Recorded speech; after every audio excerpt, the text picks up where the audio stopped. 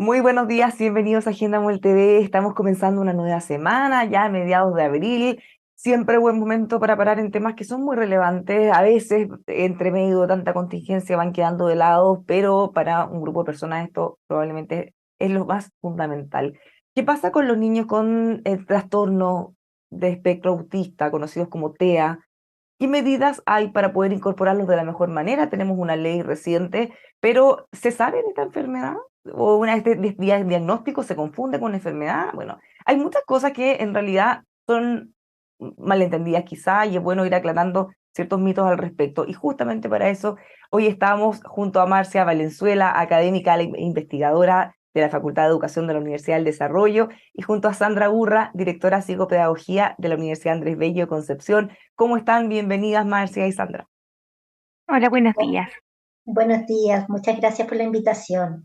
Bueno, partamos por lo básico, porque poca gente sabe, o se habla mucho de TEA, pero ¿sabemos realmente qué significa? ¿Se confunde? ¿Se habla de trastorno, enfermedades? Cuéntenos desde lo más básico, ¿de qué estamos hablando y cuáles son los errores más frecuentes cuando nos referimos a esto, lamentablemente sin mayores conocimientos, Marcia? Ujú.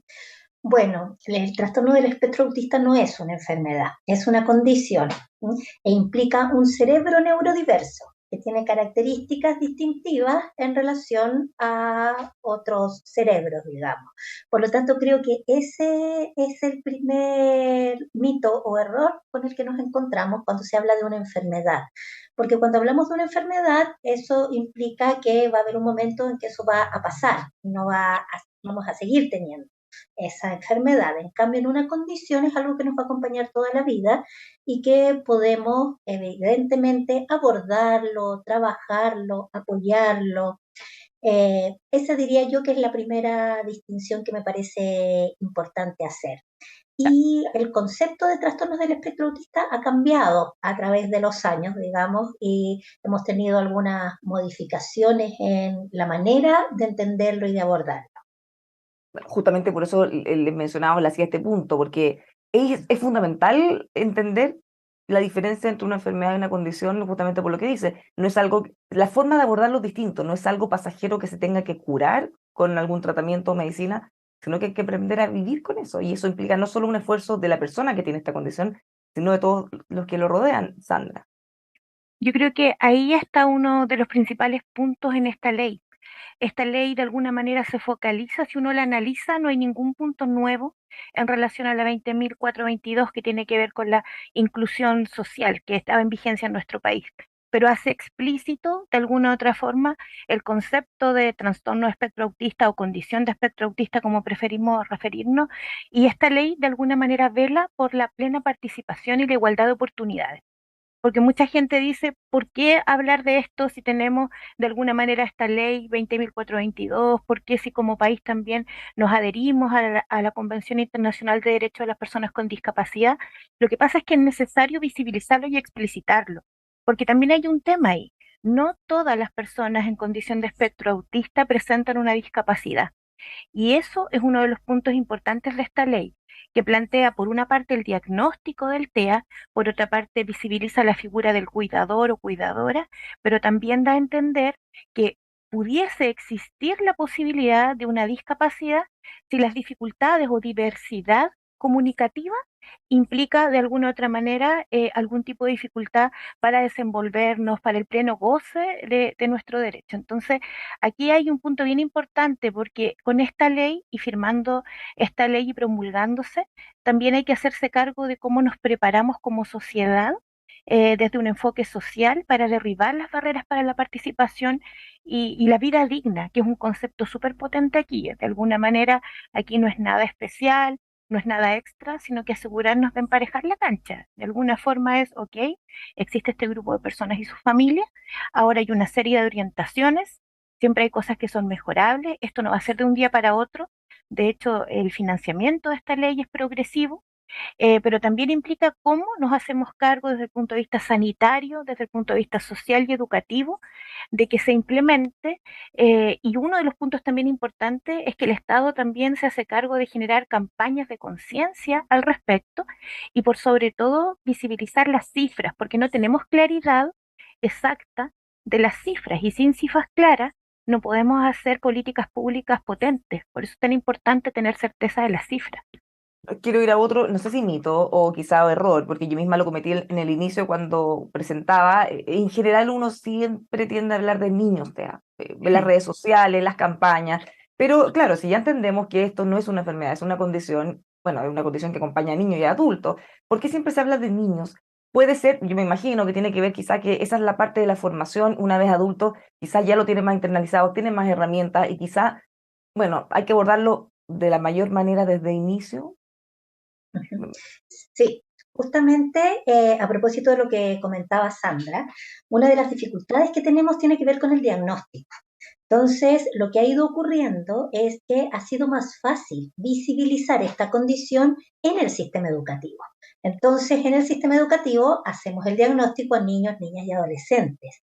Pero a propósito de este diagnóstico, nos ha ido pasando, por lo menos desde la práctica clínica, y me imagino que Sandra también visualiza lo mismo, que ha habido mucho más diagnóstico en los últimos tiempos de adultos que no sabían que tenían esta condición, que justamente vivían una calidad de vida bien compleja, porque si no entiendes qué es lo que está pasando contigo, atribuyes a que es culpa tuya, que tú no sabes relacionarte con los otros, que tú no eres capaz de sostener amistades. Entonces hay una situación bien compleja ahí en los adultos. Pero como bien dices, es una condición que acompaña, que nos acompaña de manera permanente y justamente yo creo que uno de los avances de la ley es que aborda la problemática de esta condición desde la multidisciplinariedad, porque plantea desafíos no solo a la educación, sino que también a la salud. Y no muchas veces nos encontramos con esta mirada más sistémica para el abordaje de una situación. Entonces, desde educación tenemos desafíos, tenemos que mejorar el diagnóstico, pero de salud también. Va a haber una aplicación progresiva de esta ley, que es hasta 2 años más, digamos, que están los plazos, y ahí en salud va a haber que preparar a los profesionales para un diagnóstico más acertado y para tener espacios e infraestructura para el abordaje de las personas, niños, niñas, adolescentes y adultos con esta condición. Bueno, un pequeño paréntesis antes de abordar justamente lo que se plantea en la ley y cómo los pasos a seguir, pero respecto a lo que yo planteaba antes, en el caso de los niños están las familias, uno ve las campañas, están las madres apoyando con mucha fuerza. ¿Qué pasa con los adultos? ¿Cuánto estigma hay? ¿Cuánto se reconoce o no se diagnostica? ¿O se diagnostica y probablemente da vergüenza o puede ser complejo, incluso el solo hecho de mencionarlo, que le genere discriminación? ¿Cómo ven ustedes a los adultos con TEA? Yo creo que hay dificultades desde el punto de vista de los estereotipos, por ejemplo. Yo creo que en el caso del diagnóstico nos ha hecho un flaco favor el estereotipo, que de repente viene un poco cargado de la mano hollywoodense, ¿cierto? De cómo es una persona en condición de espectro autista y cómo no es. Aquí hay que reconocer que por eso hablamos de espectro. Eso es súper importante al tener claro qué es el autismo. Cuando hablamos de espectro, hablamos de un abanico, entre comillas, de posibilidades en donde mayoritariamente hay dificultades desde el punto de vista comunicativo. Pero no todas las personas en condición de espectro autista tienen las mismas características. Hay quienes pueden mantener una conversación y hay quienes no. Hay quienes sí tienen un lenguaje verbal, oral y quienes no. Entonces aquí de alguna otra manera entender que hay una dificultad comunicativa que en algunos casos se detecta más tempranamente o están estas banderas rojas que llamamos en detección temprana o atención temprana, que tienen que ver con mantener la mirada o reírnos o esta retroalimentación, pero en algunos otros casos, dentro de este abanico de posibilidades, puede haber quienes hayan desarrollado ciertas herramientas para poder desenvolverse en el mundo, pero que sientan un conflicto y que no entiendan lo que pasa, o porque, por ejemplo, tengan dificultades para entender el doble sentido, el sarcasmo, la generalidad, etcétera, y nos lleguemos a dar cuenta en edad adulta de este diagnóstico, y cuando tú conversas con estas personas, el mundo les cambia, se les abre porque logran entender el por qué no entendían de esta forma o por qué se sentían como se sentían, pero este diagnóstico, esta condición ha existido siempre. La diferencia está en que obviamente siempre fue más indicado en aquellas situaciones o casos en que principalmente niños y niñas tenían mayores dificultades desde el punto de vista comunicativo. Entonces también ahí es por eso es que es tan importante hacer entender a la gente que presentar una condición de espectro autista no es sinónimo de tener discapacidad intelectual, porque durante mucho tiempo se consideró sinónimo. Y aquí, de alguna otra manera, esta ley también lo manifiesta. Producto de tu condición, pudieses o no tener una condición o una situación de discapacidad. ¿Y cómo nos damos cuenta de aquello? Si presentas más dificultades para el desenvolvimiento y la participación de manera significativa, ok, podrías tú pasar por la certificación de discapacidad, ¿cierto? Según los mismos protocolos que han existido siempre al de la mano del COMPIN y con todo lo que involucra. Entonces, yo creo que esta ley también eso agradece en las familias que nos permite, desde esta conversación, como la de esta mañana, derribar estereotipos y prejuicios. Y también entender que las personas en condición de espectro autista son tan diversos y diversas como lo somos todas y todas los neurotípicos. Entonces, yo creo que ahí, sobre todo, el compromiso de las campañas de concientización, la divulgación, la preparación, como decía Marcia, del personal sanitario, porque esta ley también implica atención preferente, también implica que, por ejemplo, pueden y deben ingresar al sistema de salud con un acompañante, un tutor, padre, madre o cuidador. Entonces, aquí hay una serie de elementos que no solo bastan con la promulgación de la ley. Acá, si la ley en sí misma no funciona, si no hay capacitación al personal sanitario, educativo, porque, ojo, aquí en lo que me compete desde el área de la educación, aquí hay algo bien importante que manifiesta esta ley. No solo asegurarse del acceso de personas en condición de espectro autista, es el acceso a la participación, la promoción y en el caso de la educación superior, el egreso. Antes nos bastaba con decir, ok, ingresaron, listo, somos inclusivos. Pero esta ley explicita que también necesitamos hacernos cargo como contextos educativos de que participen plenamente, que progresen y por tanto que egresen y aprendan. Entonces aquí ya tenemos un elemento legal para las familias cuyos hijos no pertenecían, por ejemplo, a programas de integración por distintos motivos, pero que hay una ley que dice, ok, aunque mi hijo no pertenezca, mi hijo tiene derecho, de alguna forma, ¿cierto?, a través de esta ley, a una educación de calidad. Marcia, ¿cómo lo ves? Y me queda dando vueltas a que lo vamos a hacer bien majadero, pero es que es muy importante porque el cambio cultural, que es el más importante de todo, no se va a generar en tanto no entendamos en qué consiste esta condición. Entonces, una cosa clave que mencionaron ustedes, no tiene un problema cognitivo, no tiene un problema intelectual, es la forma de comunicarlo, donde en distintos grados, en distintos casos, porque no siempre es igual, tienen quizá una barrera o una dificultad mayor. Pero ya entendiendo eso, uno se da cuenta, son personas iguales que cualquiera de nosotros, incluso pueden tener más capacidades, pueden desarrollar mejor los trabajos, solo que hay que esforzarse en eliminar esa barrera entre medio, Marcia.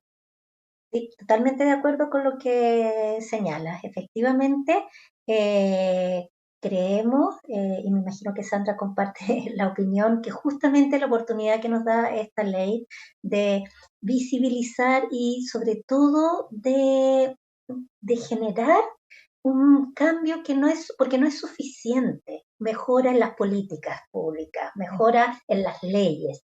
El cambio más relevante y el que más cuesta es el cambio en la cultura y en las prácticas.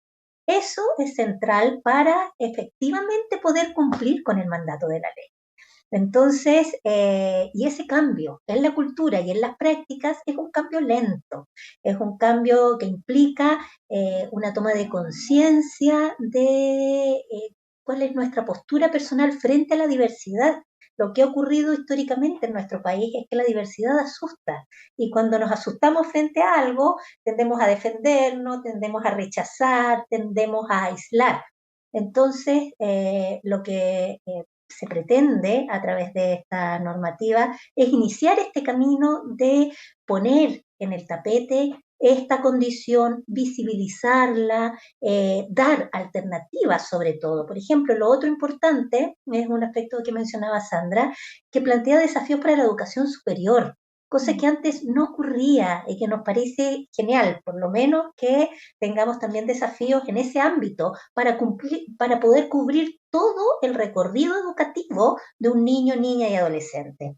Y claramente, como decías antes, es más difícil para un adulto que obtiene el diagnóstico de adulto el poder reparar de alguna manera las dificultades anteriores a ese diagnóstico que ha tenido. Y la ley pone mucho énfasis en la necesidad del diagnóstico para poder implementar todas estas ayudas, efectivamente, para no confundir las situaciones, para tener claridad de en qué ámbito de este espectro estamos y de qué manera podemos apoyar mejor a alguien con esta condición.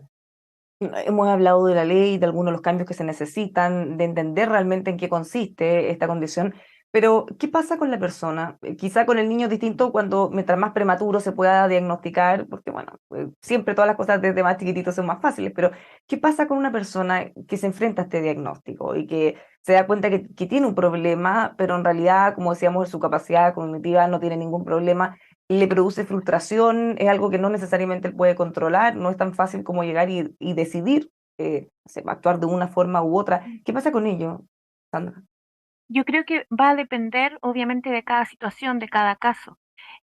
Obviamente habrá situaciones en que se requiera un apoyo y por eso es tan importante lo que dice Marcia, que esta ley establece la importancia de la intersectorialidad, pero también de unir distintas disciplinas, que si bien hay algunas profesiones que son las responsables del diagnóstico para que educativamente, por ejemplo, pertenezcan a los programas de integración, acá es imposible solo desde el diagnóstico. Necesitamos el apoyo de psicólogos o psicólogas, terapeutas ocupacionales, fonoaudiólogos, dependiendo del caso.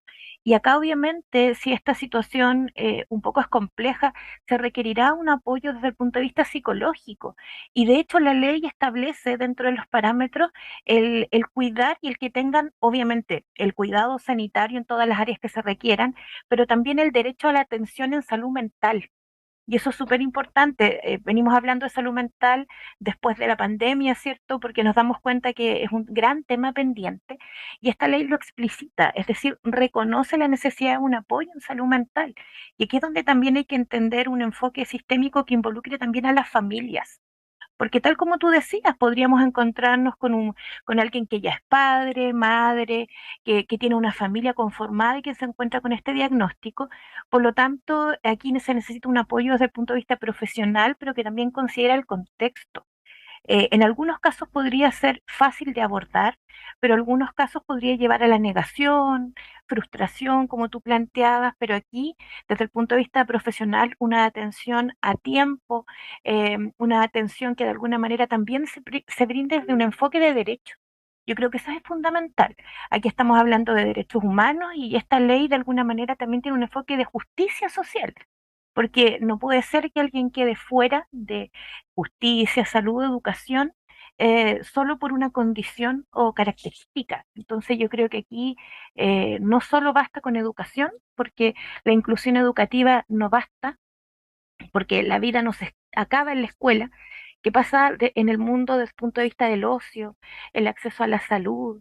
Y aquí hay un tema pendiente que tenemos como país, que estamos en pañales, que tiene que ver con la accesibilidad cognitiva. ¿Cuán accesible y comprensible es nuestro entorno para una persona en condición de espectro autista, para un adulto mayor, para una persona con discapacidad intelectual? Nuestro entorno no es accesible y de alguna manera un derecho inalienable es el derecho a la comunicación, a entender el mundo y tener información. Entonces, cuando nosotros hablamos de esto, habrá gente que dirá, oye, esta es una moda, pero estamos hablando de derechos humanos. Hemos hablado de esta ley en principio y de la relevancia que tiene, pero en términos súper concretos, ¿qué es lo que incorpora? ¿Qué es lo que cambiaría con ella, Marcia? ¿Qué es lo que mandata esta ley? Eso.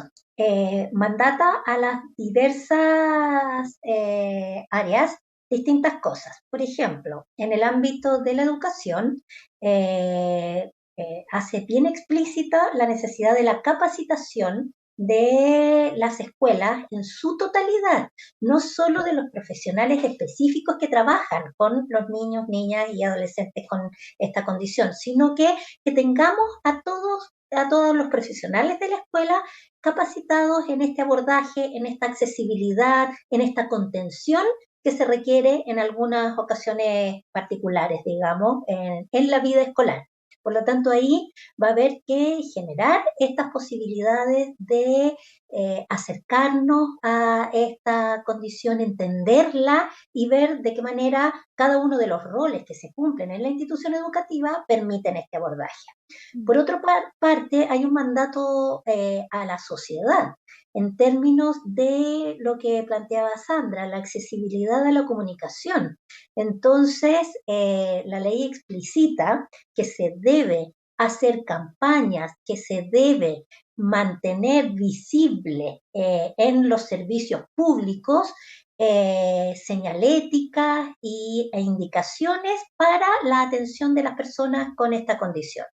Y en el ámbito de la salud también se explicita la necesidad de capacitar a los profesionales, de contar en el sistema público con equipos que sean capaces de hacer este diagnóstico multidisciplinario y de contar con salas especiales para el abordaje tanto en el diagnóstico como en el tratamiento de las personas del espectro autista. Por ejemplo, es tan explícita la ley que dice que tenemos que tener comunicación alternativa en los sistemas de salud. O sea, cuando una persona no logra el lenguaje oral directo, tiene que haber otro sistema alternativo de comunicación para que puedan acceder sin dificultades. Y también explicita los derechos de las personas con trastornos del espectro autista para poder llevar a cabo demandas en caso de ver vulnerados sus derechos. Y ahí también se señala que en todas estas instancias van a tener la posibilidad y el derecho de estar acompañadas para poder ejercer estos procesos en caso de que no lo puedan hacer de manera autónoma. Si lo pueden hacer de manera autónoma no hay inconveniente. Algo que quede en el tintero, Sandra, para cerrar. Yo creo que aquí entender que esta ley no es para algunos y algunas. Esta ley es nuestra como país, por lo tanto tenemos una responsabilidad como ciudadanos y ciudadanas de participar, de informarnos, si tenemos temor o no sabemos, preguntar, acercarnos a las oficinas o acercarnos a las distintas formas de informarnos, a las fundaciones, a las agrupaciones que tienen mucho que enseñarnos. No es algo rápido, como decía Marcia, pero hay que entender que si lo estamos haciendo no nos hacemos más buenos ni más malos. Corresponde por derecho. Es lo que corresponde, es lo justo. Entonces yo creo que hay que cambiar los paradigmas. No es algo rápido, pero si todos ponemos un poquito de nuestra parte es mucho más fácil, más sencillo. Justamente como lo decíamos, los cambios culturales son los más difíciles. Ojalá podamos contribuir con un granito de arena, por lo menos desde esta tribuna. Muchísimas gracias, Marcia, Sandra, por haber conversado con nosotros. Muy Gracias. interesante y éxito en todas las otras instancias que puedan contribuir a este mismo objetivo. Muchas gracias. Gracias a ustedes por el Gracias. espacio. Muchas gracias. Los dejamos a todos invitados a seguir junto a nosotros, tomando conciencia de cosas que se están haciendo para generar cambios, bueno, que finalmente nos transformen en una mejor sociedad. Que tengan todos una muy buena semana.